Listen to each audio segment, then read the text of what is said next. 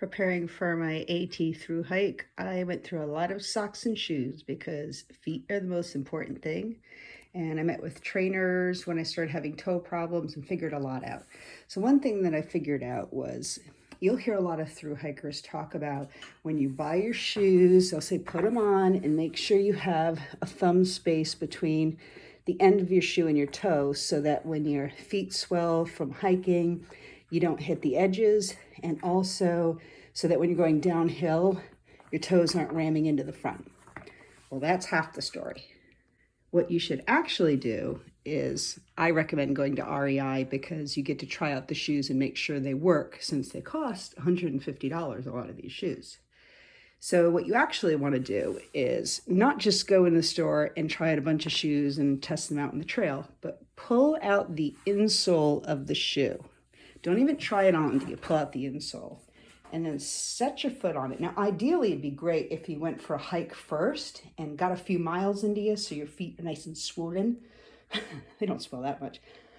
But see how now when I set my foot on the insole, in my hiking socks, I make sure all of my foot fits on that sole of the shoe. If it's going outside anywhere, that shoe's too small. You don't even need to bother trying it on. And then you want to have at least a thumb space in front of all these little toes right here. So that's perfect. And that will ensure that I will not damage my toes and toenails on the shoe. Now that's my hiking shoe. Of course, the next part is preparing your feet outside the trail because feet need time to change, which I'll get into a moment. So off trail, you don't need quite that much room at the front of your toes. You can get your insole, and see that's probably like half the, because I'm not going to be putting in huge miles into these sneakers. So my foot does fully fit, and it allows me a little bit of room to protect those toes, but mostly to allow them to fan out. I've showed these socks before. These are my loose fit stays up, and I can fan these toes out really wide, and they're still very loose, and they stay up. One thing you'll hear occasionally is through hikers will talk about your feet will get bigger after you hike a through hike. Your feet will enlarge and change forever. Well, what your feet are actually doing is going back to their nomadic shape, because when we're kids, we're jammed into little tiny shoes that aren't appropriate for our feet, and our feet kind of squish in like this over time. Especially women, you'll start getting that toe bent over. So when you're hiking in these nice loose socks and shoes, your toes start to flatten out, fan out. Those bends in your toes start to straighten out. Your toes start to splay apart. And that's if everything goes correctly. You finish your hike with, it's not a bigger foot, it's your toes reshaping. And that's why most hikers will go up a foot size during their long distance hike. It's because your toes are going back to their normal inherent shape the way they should be. So it's actually a very healthy change that's happening. I have a size 10 women's shoe. My ultras are actually 11 and a half because the 11 didn't quite allow enough width here. So I went up to an 11 and a half. The trouble with that is the only company with a wide toe box that makes a women's 11 and a half is Ultra. So it's a really good thing that these fit me so well, because Topos try to put me in a men's shoe. Men's shoes and women's shoes are not the same.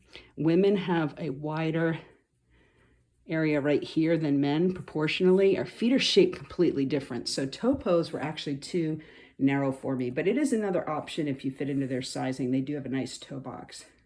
So wide shoe box alone in your day wear will not reshape your feet. Long distance hiking on its own will not fully reshape your feet. You want to do some toe stretches and toe yoga, and there's videos out there you can look up. You can do it while you're sitting and watching TV. It's all really easy stuff. But you can start reshaping your feet before you go out on the long distance hike. And that way you're going to have less trouble with things like blisters. Your balance will improve because you're giving yourself a good landing here, nice and spread, and helping your balance rather than trying to balance on this, right? So you can do that ahead of time. Why the wide toe splay? Well, if you spread your toes out like this, look at that footing for balance, right? If you're used to squashed little feet, your toes, because you're so crammed in, will start gripping the floor to try to balance you. And that's when you end up with blisters and toe troubles and nail troubles. It's from trying to balance on too small a space. So when you start hiking, hopefully you start fanning out and it helps with all those things. But it can go wrong. And I actually found a trouble after 500 miles where one toe in particular was giving me trouble. And after going through a lot of information and finally going to see a trainer, they said, your toes aren't fanned out enough, amongst other issues. That was the big issue. So start working on those toes now. There are all sorts of items you can use to improve your toe strength and splay. Little weight belts, it costs like $1 or something. Cork balls, these are to pick up with your toes. Toe splay, Correct Toes also has an amazing one, but it's really expensive. And you can even get these little socks from Amazon. This is a good start, and then you got to move on to this. You start up very slow with toe splayers, and you only put them on for a few minutes at a time every day, and you build it up till you can wear them a long period of time. Highly recommend all these items. And there's more. You can do most of these exercises just using a dish towel or something around the house, some scrunchy exercises to improve toe strength and flexibility. Women's flip-flops, and men too, sometimes men wear them. Bad idea, because flip-flops encourage toe gripping when you walk, and they also mess up your posterior chain, relaxing the wrong muscles that you really want to keep exercise. So if you're going to wear these, it should be like I'm running out real quick outside to go bring garbage to the curb and then come back in and put on your regular shoes when you go out shopping.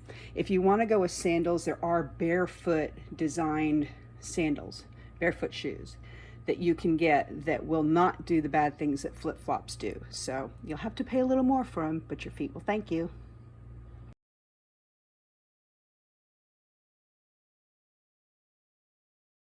So one thing you don't really hear through hikers talk about, they talk a lot about losing toenails.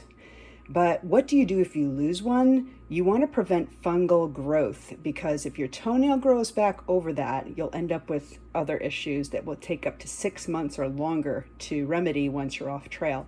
So a quick help with that is when you get into town, get apple cider vinegar and wipe your toe with it every day. Maybe get a little amount in a small bottle you can bring with you. So at the end of every day hiking, you can clean that area. The vinegar helps prevent fungal growth, the acidity of it. So a good little tip if you want to know. If you're off trail and home and have lost a toenail, you should go to see a podiatrist right away. Preventative care can save you lots of trouble, and they will give you something like this. This is like a nail polish one. There's also creams that they'll give you, and you put them on while your toenail grows back to prevent any kind of fungus from getting under that nail, which can lead to further issues.